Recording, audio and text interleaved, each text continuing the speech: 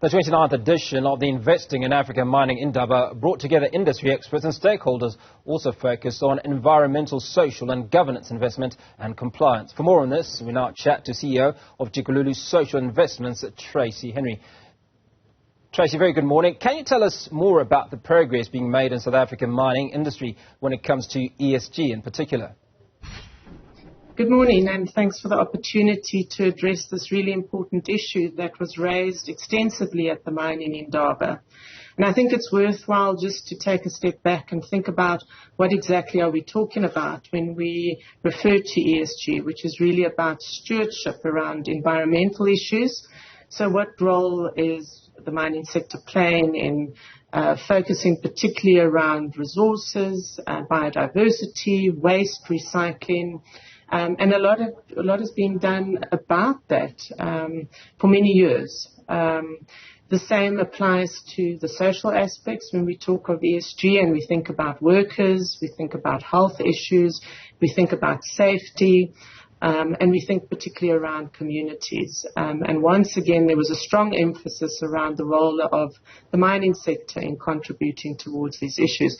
And then obviously governance, which is about ethical leadership, transparency and accountability. Now, all of these issues have been on the radar for mining communities for a very long time, and it's part of their social license to operate. What ESG is really doing right now is, if you can call it, producing a scorecard for investors to really understand how companies are progressing along the spectrum, and whether when you're looking at a mining company, is it an investable entity, particularly from the E and the S and the G components. Now let's talk to the penalties for not adhering to ESG, if they actually exist. I think 2 weeks ago we had one of our colleagues in KZN covering a story around an old quarry that's become a pool of sorts, where young people or people in a particular community are going out and swimming because obviously it hasn't been filled up. And I suppose some of those issues are around ESG. Well, I think for any business, and particularly in the mining sector, not adhering to regulations has significant impact. First of all, obviously in terms of reputation.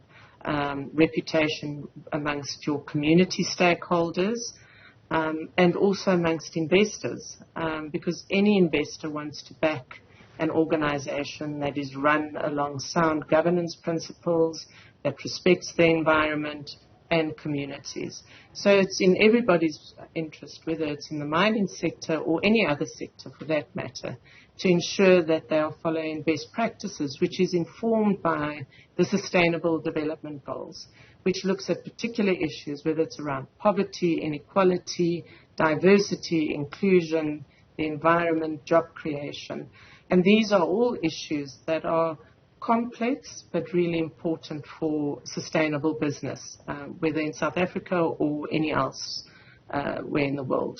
Well, Tracey, there seems to be a disconnect between what is ideal and what is actually happening on the ground.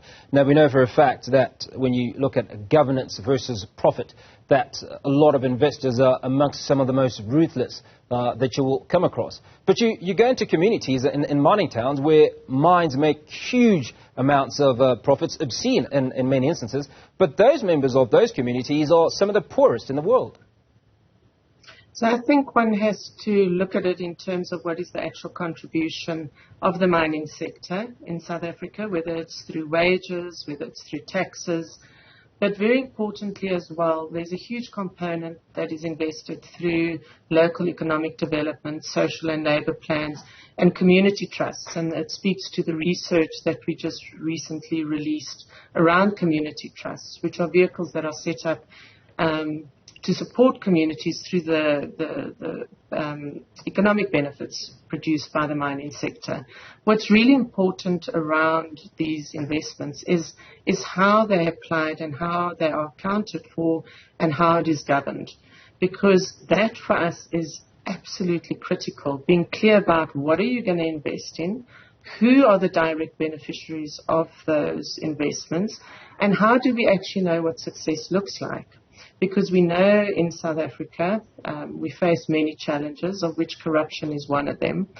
And so every investable rand, it's absolutely critical to be able to track where is that money going and is it making an impact in those communities.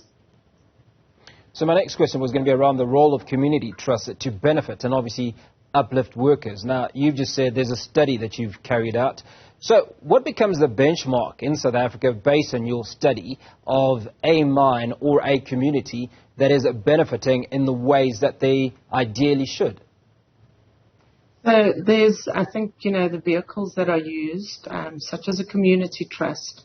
There are a couple of things that are really important. And I would put two issues top of mind. The first is around governance and making sure that you've got the right people making the right decisions, which factors in the community's interests, but also very strongly focuses on the legal as well as financial aspects to ensure that there's total transparency and accountability around how funds are invested. That is absolutely critical.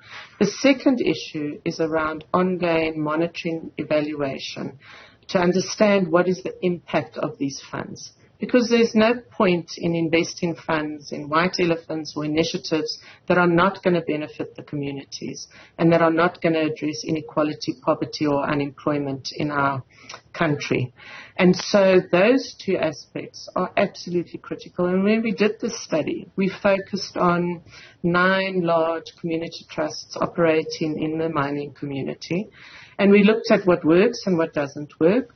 And what we need to strengthen. And some of these issues, particularly are around the governance issues, around the operating models to make sure that the people that are managing these trusts have the right skills and expertise to do it. And then, yes, ongoing monitoring evaluation to ensure transparency to all the stakeholders. So where to now for the South African mining industry when it comes to strengthening sustainable business practices? Well, I think, over the past couple of days at the Mining Indaba, if I reflect on it, there were some really exciting initiatives that were discussed around energy, the just transition, a lot of innovation happening in that sector, but then clearly, obviously, many challenges. Reflecting on sonar last night, and the huge issues that we have to deal with as a country. And my thoughts are that during this really challenging time, we mustn't become complacent whilst feeling disillusioned about the way forward. We all have a role to play, whether it's business, government, civil society, working in partnership to deal with these very complex issues. And we have to do it because it's too important not to focus on the future of this amazing country, even though it has many, many challenges. Now, I'm not too sure how much you know about the Scandinavia-based Ethiopian gold exploration boutique mining company, Akoba Minerals, that won an ESG award at the just ended Mining Indaba. If you are familiar with it, are you able to talk to us about what award they won and what it is that they've been doing right? I think I can't speak about the specifics of it, but what I would say is that when one looks at awards or even the reporting, and, we talk about greenwashing in the sector, and this absolutely has got nothing to do with the organization that won the award because I'm not familiar with their work. But what's really important is that when we look at these ESG reports, and I was going through one last night, 160 pages, and it's sometimes really difficult to actually get to the bottom of what is being measured and how that is being reported on. And so when we look at ESG, it's important that there's independence assurance, for one, around it, and also that we're measuring the right things when it comes to environmental issues, when it comes to the social issues, and when it comes to the governance issues. Tracey Henry, CEO of Tshikululu, appreciate your time this morning.